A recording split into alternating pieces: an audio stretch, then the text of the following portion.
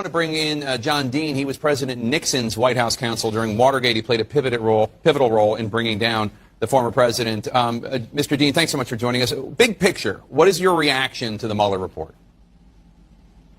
Well, Jake, what I did is I looked on my shelf for the Senate Watergate Committee report. I looked at the Iran-Contra report.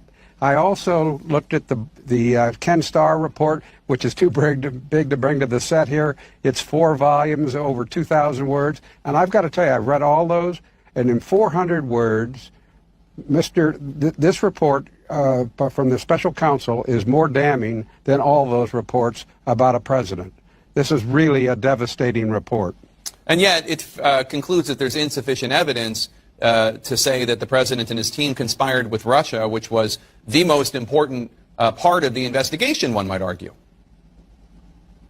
Exactly. You know, and I think we've also lost some of the context of what's going on here.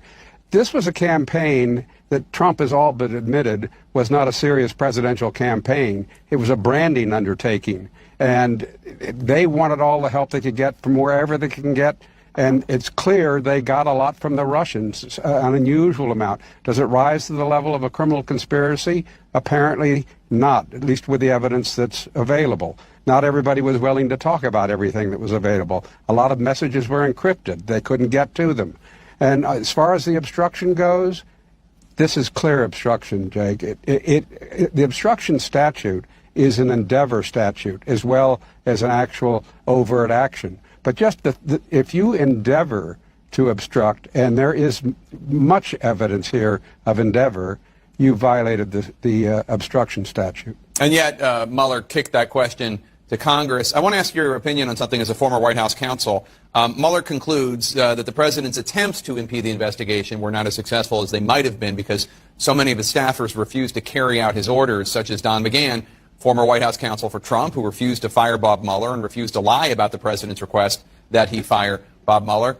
As a former White House counsel, what was your reaction to that part of the report? Well, I think that obviously Mr. McGahn did the right thing in not following out, as did others in not following his orders. They know he thinks at the extremes. He's incautious. He doesn't give a hoot about the law, and they were smart enough not to cross the line.